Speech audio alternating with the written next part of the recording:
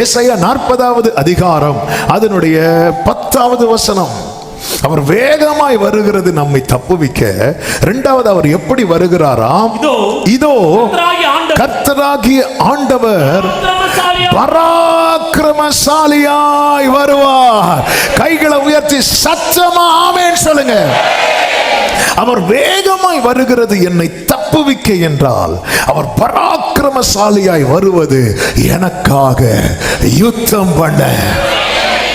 எத்தனை பேர் இந்த பகல் வேளையில நம்புறீங்க? எனக்காய் வேகம் காண்பித்து என்னை தப்புவித்தவர் எனக்காக யுத்தம் செய்ய பராக்கிரமசாலியாய் வரப்போகிறார்.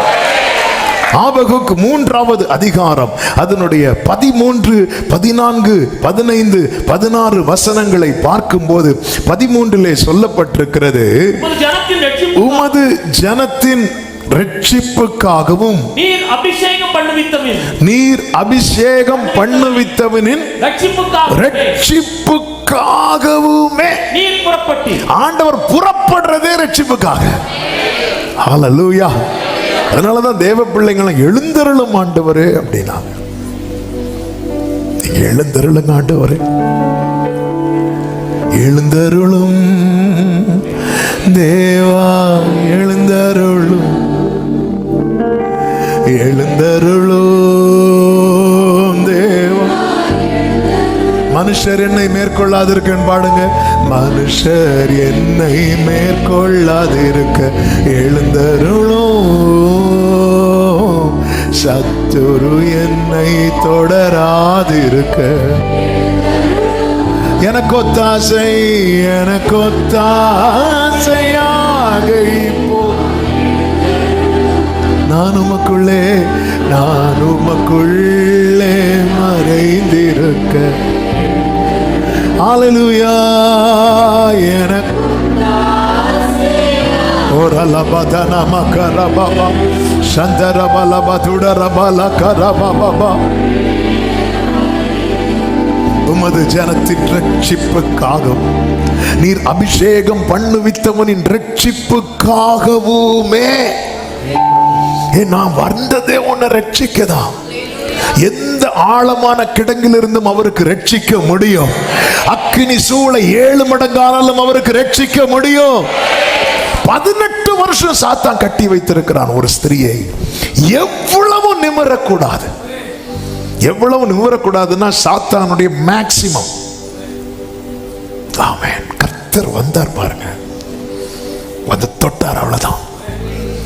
10ல் 4 கட்டுகள் அவிழ்ந்தது, மீதி 6 கட்டுகள் அடுத்த வெள்ளிக்கிழமை. சொல்லவில்லை, உடனே அவள் நிமிர்ந்து. அப்ப நீங்க வந்துட்டீங்கன்னா உடனே. ஏன் தெரியுமா? அவர் பயங்கரமான பராக்கிரமசாலி. வலது கரத்தை உயர்த்தி சொல்லுங்க, பராக்கிரமசாலியாய் வருவார், பராக்கிரமசாலியாய் வருவார். 6000 பிசாசுகளை அப்படின்ட்டார். என்ன பவர்! நம்ம ஆண்டவர் பவர்ஃபுல் காட் கிடையாது, he is power. அவர்தான் பவரே. அவர் வந்து பவர்ஃபுல் காட் இல்ல, அவர்தான் பவரே. அவர்தான் எல்லாமே, அவர்தான், அவர்தான். எப்போ அப்படின்னா போயிடும். 6000 சேர்ந்து குரூப்பா போகுது. போகும்போது 3 பிரியுது. என்ன ஒரு இந்த சில ஒழுங்கெல்லாம் வந்து சில பாருங்க, நீங்க அந்த ரோட்ல போகும்போது பாருங்க, சர்ச்சில் கூட அப்படி கியூல நிற்பாங்களான்னு தெரியாது. அப்படி வரிசை, ஒரு சத்தம் கிடையாது, ஒரு அலம்பல் கிடையாது, அப்படி அமைதியா நின்று.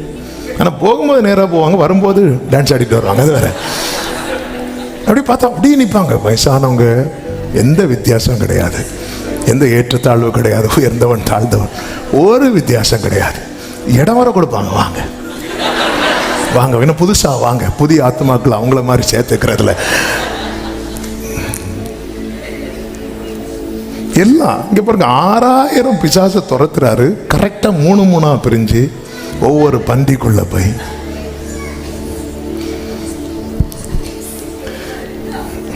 ஒரே வார்த்தை, போ, அவ்வளவுதான். அங்க வந்துட்டு நீ போறியா நான் போட்டா பேர், அவ்வளவுதான்.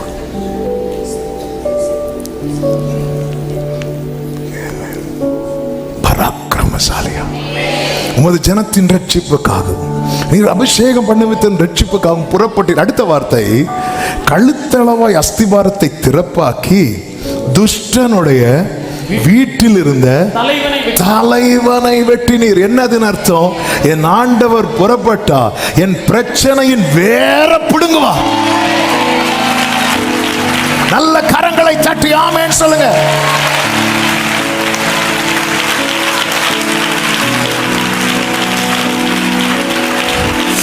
வேகமாய் வந்து என்னை தப்புவிக்கிறவர் மாத்திரமல்ல, பராக்கிரமசாலியாய் வந்து என் பிரச்சனைகளுக்கு முற்றுப்புள்ளி.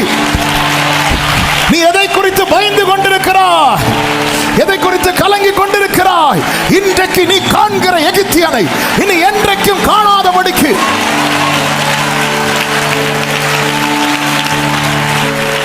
ஓரலமா துடரபா கரே 14வது வசனத்திலே என்னை சிதறடிப்பதற்கு பெருங்காற்றை போல வந்தார்கள். சத்துரு எப்படி வருவான் தெரியுமா? பெருங்காற்றாய் அல்ல, பெருங்காற்றை போல வருவான். சிறுமையானவனை மறைவிடத்தில் பட்சிப்பது அவர்களுக்கு சந்தோஷமா இருந்தது. நீங்க ஆண்டவர் நிமித்தம் கொஞ்சம் பிரச்சனை பண்ணாம அமைதியா இருங்க, ஈஸியா உங்களை கடிக்கிறதுக்குன்னே 4 பேர் இருப்பாங்க. ஆமே. அதாவது இவங்களை ஏதாவது பேசின இவங்க பதிலுக்கு நம்மள கேட்பாங்களே அப்படிங்கிற ஒரு பயம் இருந்துச்சுன்னா நம்மள்ட்ட பேசுறதுக்கே பயப்பட. பாத்தீங்களா, வயசானாலும் அவங்க தெளிவா இருக்கிறாங்க. ஆனா இல்ல இவங்க வந்து இவங்கள்ட்ட பேசினா இவங்க பதில் ஒன்றும் சொல்ல மாட்டாங்க. அப்படி ஒரு நிலைமையில இருந்து பாருங்க, அவங்க ஸ்நாக்ஸே நீங்க தான். ஆனா அப்படிதான் இருக்கணும். அப்படி இருந்தாதான் அவர் எப்படி வருவார் தெரியுமா?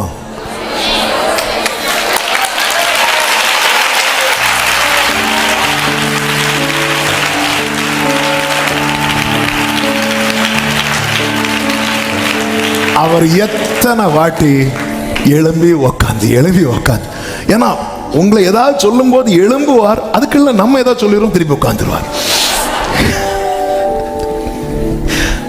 அல்லேலூயா, அல்லேலூயா, ஆமென்.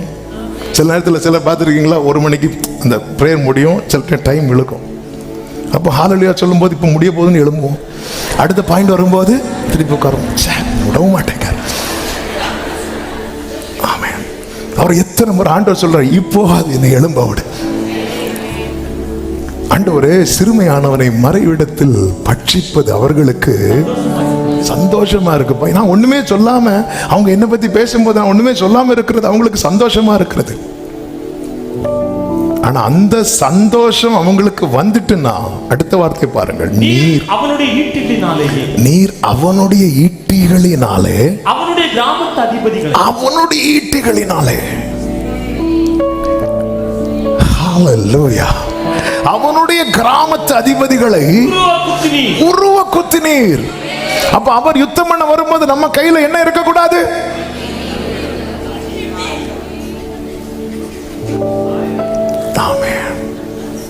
அவன் மறைவிடத்தில் இருக்கிறான். சிறுமையானவன், சிறுமையும் எளிமையுமான என் மேல் நினைவாயிருப்ப. ஆமென், ஆமென். நீங்க அமைதியாட்டீங்கன்னு வாங்களா. ஒரு ஸ்திரீ இயேசுவின் பாதத்தில் பரிமள குப்பியை கொண்டு வந்து உடைத்து ஊட்டும் போது, ஒவ்வொருத்தரா பேச ஆரம்பிக்கும் போது அவ பாதத்தையே பார்த்துட்டு இருக்கிறா. யூதாஸ் வந்து இப்படி பண்றதுக்கு இப்படி பண்ணலாமேன்னு சொன்னதும் அந்த உடைஞ்ச பீஸ்ல ஒரு துண்டு எடுத்து யூதாஸ் காலை கிழிச்சு, நம்ம மேக்சிமம் அப்படியெல்லாம் செஞ்சுட்டு பாருங்க ஆண்டவரை, பார்த்தேன் ஆண்டவரை, என் காயங்கட்ட வரலையே, நான் யூதாஸ் காயத்தை கட்டிட்டு இருக்கிறேன். நீ பண்ண வேலைக்கு பாரு, 7 பிராக்சர் இல்ல. ஆமென்.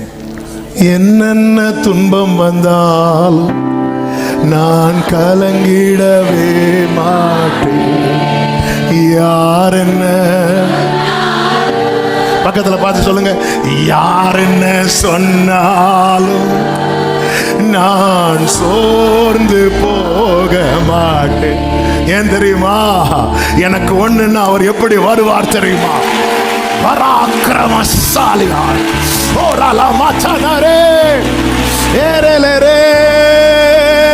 சேனைகளின் கர்த்தரும் நீரே, செயல்களில் வல்லவர் நீரே. ஆமென். glory. செயல்களில் வல்லவர் நீரே, சாத்தானை தோற்கடித்தவரே, சாவை வென்ற தேவனே, சாத்தானை தோற்கடித்தவரே. யாருண்டு யாருண்டு glory, உம்மை போல் யாரும் இல்லை. மக்களரோ நீர் ஒருவரே, நீர் ஒருவரே உன்னதர், ஒருவரே பரிசுத்தர், ஒருவர் நீர் ஒருவரே. ஆமென், ஹல்லேலூயா, ஆமென். அவருடைய வல்லமையை பாடுவதில் அவ்வளவு சந்தோஷம். அவர் வருவார். அவர் வேகமாய் வந்து தப்புவித்தார். அதுக்கு நான் சாட்சின்னு சொல்றவங்க எல்லாம் கை தூக்குங்க பார்க்கலாம். அவர் வேகமாய் வந்தது தப்புவித்தது உண்மைனா, பராக்கிரமசாலியாய் வந்து யுத்தம் பண்ணுவார். Come on church, worship him. வேகமாய் வந்து தப்புவித்தது உண்மைனா, பராக்கிரமசாலியாய் வந்து யுத்தம் பண்ணுவார்.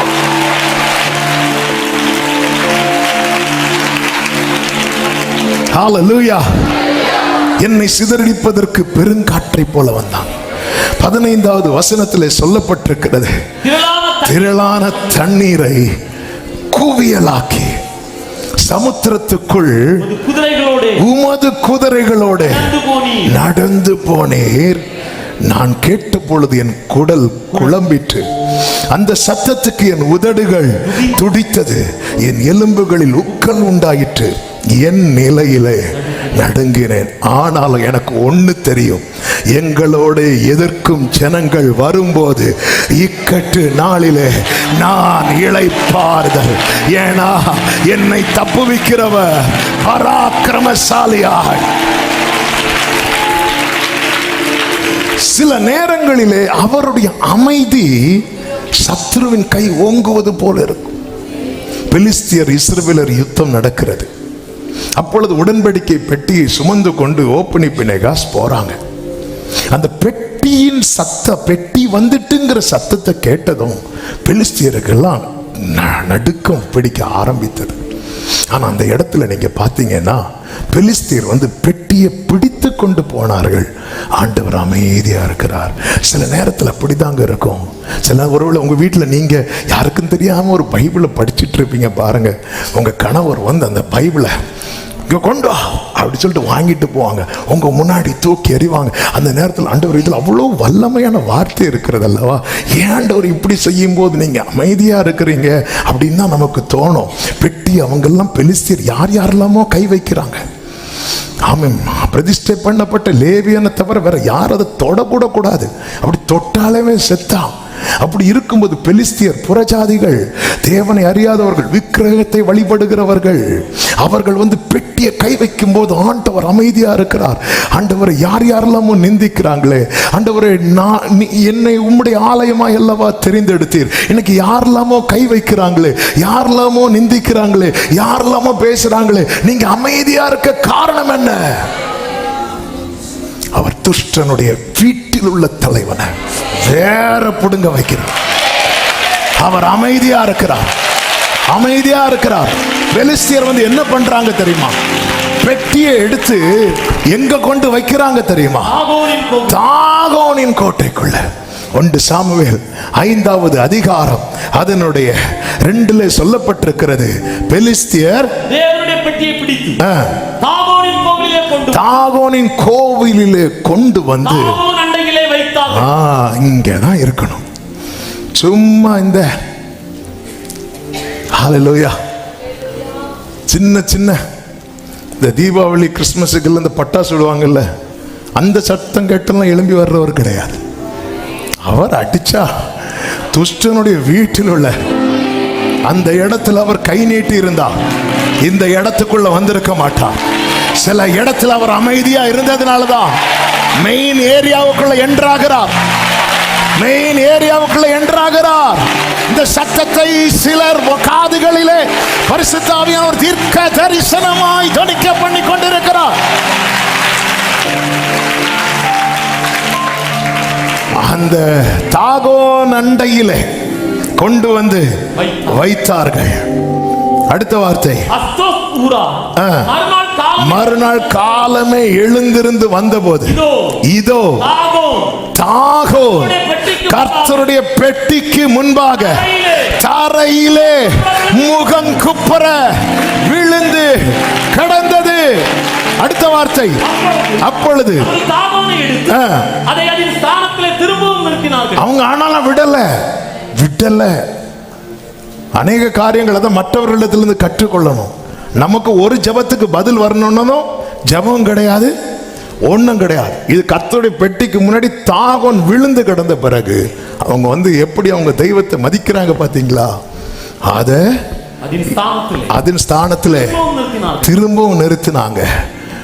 கர்த்தர் பார்த்துட்டு சும்மா இருந்தாரா? அவர்கள் மறுநாள் காலமே எழுந்திருந்து வந்தபோது இதோ தரையிலே விழுந்து கிடந்ததும் அல்லாமல், அப்ப ஃபர்ஸ்ட் விழ வைத்தது வார்னிங். அந்த வார்னிங்ல அவங்க இந்த தாகோனை திருப்பி தூக்கி வைக்காம இருந்திருந்தாங்கன்னா பிரச்சனை இல்லை. ஆனா இவங்க திருப்பியும் தூக்கி வைக்கிறாங்க. கர்த்தரை ஆராதிக்கிற தேவ பிள்ளையே, உன் மூலமா நிறைய வார்னிங்க கர்த்தர் கொடுத்துட்டார். ஆனாலும் உனக்கு விரோதமாய் சத்துரு எழும்புறானா? இனி அவர் பார்த்துட்டு சும்மா இருக்க மாட்டார். நிறைய வார்னிங்.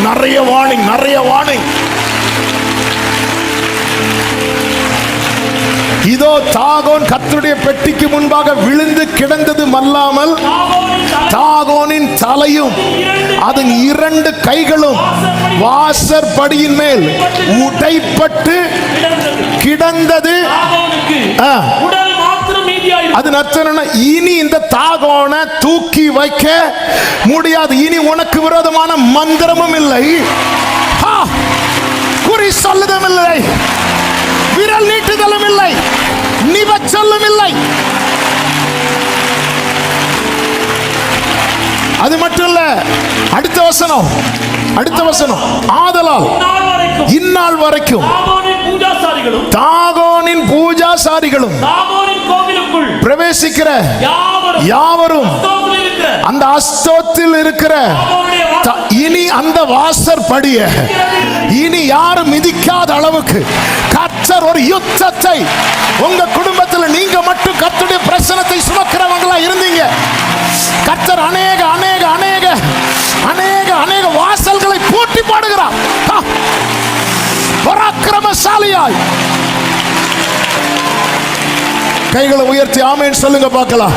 இப்பொழுது அப்படியே கைகளை உயர்த்தி, சில வீட்டில் ஒரு நபர் மட்டும் ரட்சிக்கப்பட்டவங்க போராடி கொண்டிருக்கிறார்கள். அவர்களுக்காக செபிக்க ஏவப்படுகிறேன். இது நடக்க போகிறது. கர்த்தருடைய வல்லமை எப்படிப்பட்டது என்பதை உங்க குடும்பத்தினர் பார்க்க போகிறார்கள். ஓ, தாகோனின் கோயில் பூட்டப்பட போகிறது.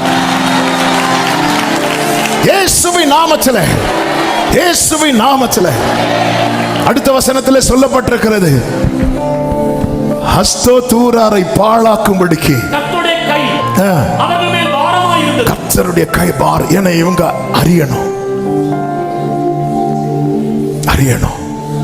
கர்த்தர் என்ன பண்ணிருக்கலாம்? நல்ல கவனமா கேளுங்க. ஊசாவை அடிச்சார்ல, அப்படி அந்த ஜனத்தை அடிச்சிருக்கலாம். அடிச்சிருந்தா அழிஞ்சிருப்பாங்க. இல்ல, அவர் தண்டிக்கிறார். ஏன் தெரியுமா? கர்த்தரிடத்தில் திரும்ப. ஆமென். உங்க கூட இருக்கிறவங்க கர்த்தரை அறியாததுனால நிறைய காரியத்தை செய்யறாங்க. பல நேரத்தில் ஆண்டவர் இவங்களை ஏதாவது பண்ணிருங்கன்னு கூட உங்களுக்கு சொல்ல தோணும். அப்படி பண்ணுவது, அழிப்பது அவருடைய சித்தம் அல்ல. ஆண்டவர் தம்முடைய வல்லமை வெளிப்படுத்தி கர்த்தர் யார் என்பதை அவர்கள் அறிந்து கொள்வதே அவருடைய சித்தம். ஆமென். ஹல்லேலூயா.